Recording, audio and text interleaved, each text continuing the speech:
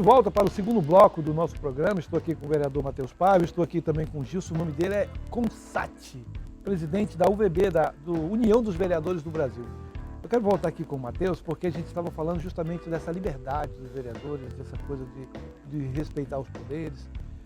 O senhor começou agora como vereador, a gente está vendo que é um rapaz jovem, né? O senhor tem essa ideia assim, olha, hoje eu tenho que manter uma liberdade, tudo bem, sou da base, mas eu também posso criticar, posso votar contra o prefeito? Adailson, muita gente, Adailson, né? Isso. Muita gente pensa que ser base é somente subir na tribuna para defender o prefeito, votar de acordo com os interesses do prefeito. Mas só que quem coloca a gente na Câmara Municipal é o povo. Então nós devemos ter um olhar atento aos interesses coletivos, acima do interesse da gestão municipal. Eu acredito que essa independência vai muito da pessoa do prefeito que está ali no mandato. Tem prefeito que sabe ouvir uma crítica construtiva e tem prefeito que não sabe. Tem prefeito que não aceita ter o seu veto rejeitado pela casa e acaba tendo ali uma retaliação àquele grupo de vereadores que rejeitou o veto. Então, assim, vai muito da pessoa do prefeito, vai muito dos parlamentares que compõem a base. Hoje nós temos uma legislatura bem atuante, bem forte, né? A Câmara Municipal de Rio Branco deu uma renovada. Então hoje nós temos um debate um pouco mais disputado ali, tanto pela parte da oposição, quanto pela parte da base. A gente tem muitas críticas, não só aos vereadores, mas a deputado, pelo nível, o padrão que eles têm de recurso, as benesses que têm o poder. Aqui em Rio Branco, por exemplo, nós temos aí, recentemente, o presidente da mesa diretora reclamou que está faltando dinheiro para alguns ajustes. Mas aí a gente tem muitos assessores, temos 3 veículos para cada vereador, temos agora o Vale Alimentação, Vale Saúde, essas coisas. Esse tipo de benefício que estão sendo criados, que se aumenta, isso ajuda a criar uma imagem negativa? Depende, se não funcionar, sim, mas o vereador precisa ter um respaldo. Para quê? Para dar, eu falo muito na palavra resultado para a sociedade. O mandato, ele é feito para entregar para a sociedade. Se existe uma estrutura, eu não conheço as estruturas aqui do Estado e nem da Câmara aqui, se existir uma estrutura e essa estrutura funcionar para a sociedade, é ótima, né? A questão do recurso, as câmaras têm bastante recurso. As câmaras, a grande maioria, te digo assim, 95% das câmaras do país devolve recursos. Ano passado a Câmara devolveu, não foi, Matheus? 2 milhões e alguma coisa.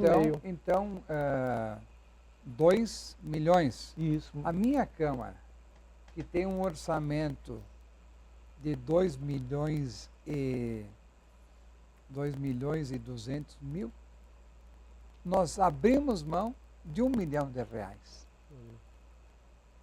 Quase para o Executivo, para nós viabilizarmos as emendas impositivas. Então, depende muito do como que funciona o Poder Legislativo, mas eu creio que se fizer para a sociedade, se enxugar um pouquinho, eu acho que dá para trabalhar muito bem numa Câmara de Vereadores.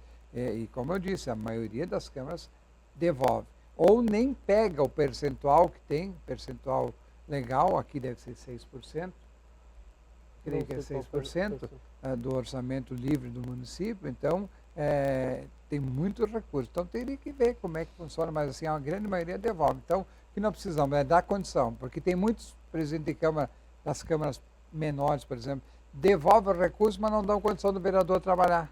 Aí não tem uma assessoria, não tem uma escola do legislativo, o vereador não consegue fazer as suas ações. Então, tem que avaliar cada caso. E eu acredito que o vereador que tenha condições, ele vai entregar mais. Mas precisa também a sociedade cobrar essa entrega do vereador, né? Por exemplo, vereador Matheus, vocês têm essas emendas individuais, mas a gente nunca, por exemplo, a gente nunca vê onde foi aplicada.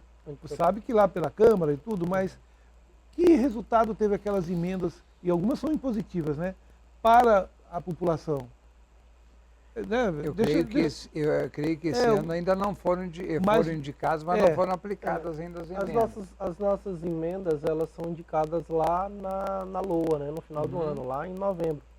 Então, eu acredito que vai muito da aplicabilidade dessas emendas no retorno que ela vai ter para a população. Saber aonde está destinando aquela emenda, saber se aquela emenda que você está destinando realmente vai chegar a trazer benefício A qualidade, lá na né, da ponta, emenda, e né? trazer uma qualidade de vida, uma dignidade para a população. Então, é o vereador ter a consciência de que ele está colocando aquele recurso que é público, que não é do vereador, aquele recurso é de impostos que é pago pela população e que aquele recurso volte a trazer ali benefício para a população. Agora, eu vi muito vereador do interior, conversei com alguns lá, e a reclamação de que eles não conseguem ter uma voz muito ativa no município. Dali daquela região, eles não conseguem. Eles acham que muitas vezes são usados, por exemplo, deputados estaduais, que quando chega o período de campanha, vão lá atrás de apoio. Eles têm que fugir disso e acho que tentar levar a coisa... o vereador pode sair da cidade em busca de ajuda, não pode? Deve. Eu tenho muitos vereadores que têm medo da crítica. O vereador saiu, está ganhando diária para sair. Mas o vereador que ficar isolado no seu município, ele não vai construir muita coisa. Porque ele não vai buscar recursos, ele não vai Levar a demanda, né? levar as demandas para os órgãos, tem que levar tanto na capital quanto na capital federal. Ele não vai ter um diálogo com outras pessoas, outras câmaras, vai ficar sempre naquela mesmice. E é isso que nós temos que mudar. Nós temos que avançar, abrir, sair do quadrado mental e abrir as coisas. Para quê? Para nós, por exemplo, buscarmos mais inovação nas câmaras de vereadores, mais inovação no município, mais recursos para a sociedade. Quer que eu te dê um exemplo? Faltava água aqui na cidade e quem comandava o sistema era o governo do estado. Quando a gente ouviu os vereadores, não na época do Matheus não foi, disse, não, mas aí é um problema do estado, tem que ser o deputado. Como? Está faltando água no seu município. E as pessoas moram onde? Moram no município. Vai lá cobrar do governo. E aí é uma função do vereador, com certeza. Então esse é o papel que o vereador, eu sempre digo, o vereador é extremamente importante na sua cidade, mas tem questões regionais que ele tem que usar a força política dele para trabalhar. E a mesma coisa nós, em Brasília, nós precisamos trabalhar esse exército que são os homens e mulheres do parlamento, são 58.300 homens e mulheres dos parlamentos municipais desse país, e nós precisamos mostrar força lá. Eu tenho brigado muito com o governo federal. Por quê? Porque eles não enxergam o parlamento municipal, só enxergam os executivos municipais. Eu te dou um exemplo, na marcha dos vereadores, estava lá o presidente da Câmara, nós sempre fizemos uma marcha de legislativos municipais no mês de abril em Brasília. E nesse ano o vice-presidente, como todo ano, ele vai nos prestigiar. Só que a nossa marcha não tem R$1 de patrocínio do governo federal. E eu falei no microfone, na abertura, digo, ó, mês que vem, mês de maio, que aconteceu a marcha dos prefeitos. Por sinal, tem muito vereador que adora ir na marcha dos prefeitos. Não valorizam o poder legislativo, vão na marcha dos executivos. Daí, senador Guilmar, foram uns 11 vereadores para a marcha dos prefeitos. E não foi nenhum para a marcha dos vereadores. Ficou nenhum vereador aí como é que a sociedade vai entender o papel do vereador se ele tem uma estrutura para ser fortalecida, para empoderar esse poder, e vai na marcha dos prefeitos? Porque a marcha dos municípios, o pessoal diz, marcha dos municípios, marcha dos prefeitos, porque na CNM, Confederação Nacional dos Municípios, vereador não tem voz, não tem voto. Quem vota lá é só prefeito, então é de prefeitos. Mas, voltando, aí eu coloquei, o governo federal deu um monte de dinheiro para a marcha dos prefeitos e não deu R$1 para a marcha dos vereadores. Essa é a nossa realidade. Então nós precisamos fortalecer, precisamos bater, precisamos brigar todos os dias.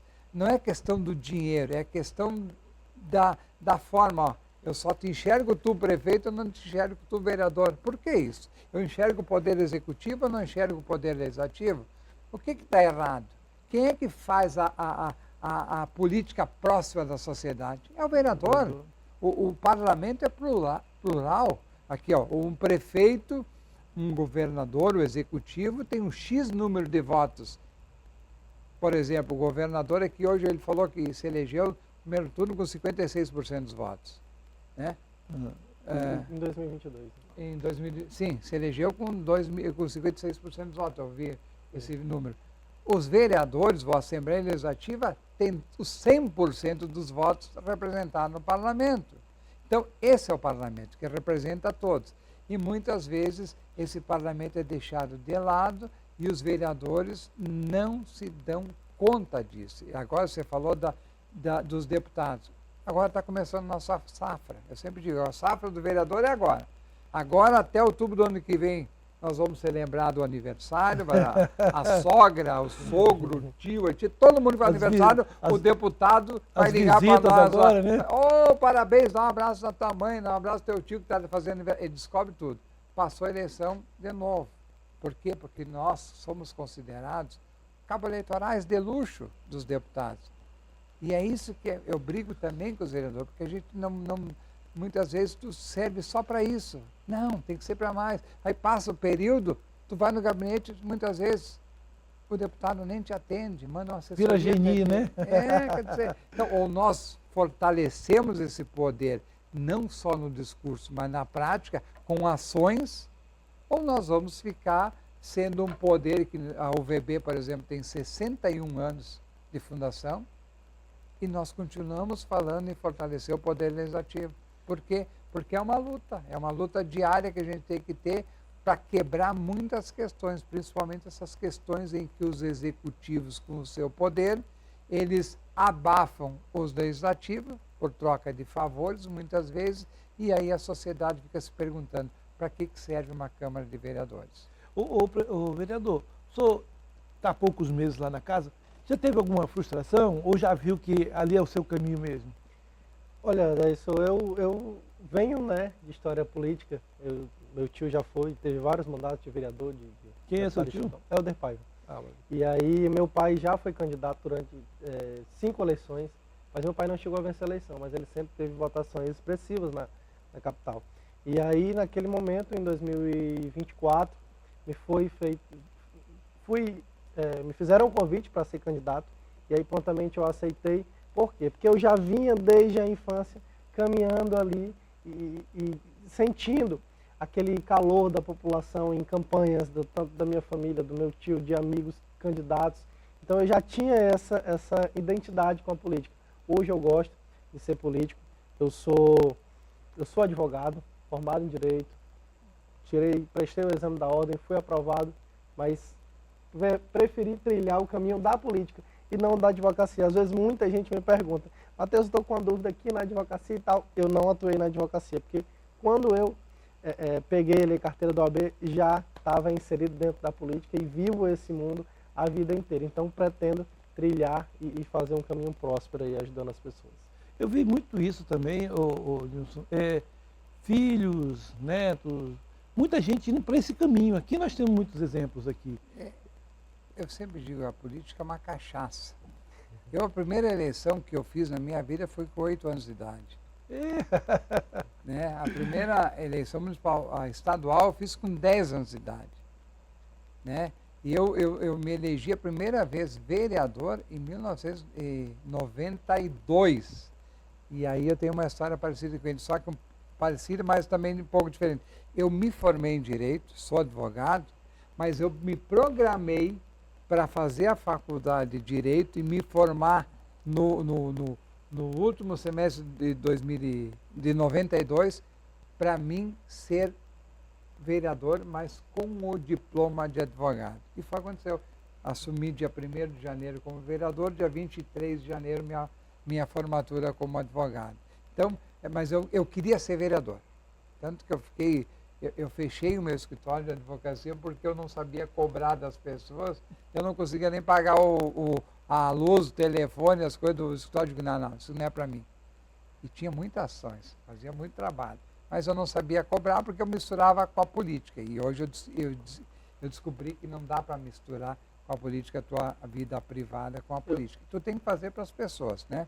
E é interessante isso, né? O Matheus fala aqui que ele quer seguir, eu acho que tem que seguir. Eu provavelmente, eu já não ia participar dessa eleição agora, 2024. Chegou na hora, entrei de novo, né? Então, é uma vontade que tu tem de ajudar as pessoas.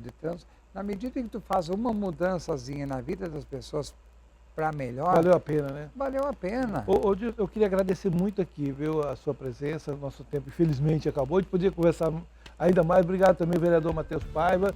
Espero que sua estadia aqui no Acre seja muito boa. Está sendo muito bom. Muito obrigado aí pela acolhida, Daí Matheus. eu queria fazer só uma observação antes da gente finalizar Rapidinho. e agradecer ao governo do estado, que hoje está fazendo o primeiro encontro de vereadores do estado do Acre, e aí tivemos o privilégio de ter a presença do presidente da Mas UVB graças a você, ao Felipe e ao Bruno Moraes. e ao Bruno Moraes, vereadores aqui que estiveram comigo, me fizeram esse convite Ó, e essa interlocução então tá bom. com o governo do estado. Boa Muito tarde a obrigado. vocês e olha só, não vai embora não, tá? Após sair os reclames aí, a gente volta com o programa e eu tenho um assunto importante para você, principalmente quem está preocupado com a questão de crianças prematuras.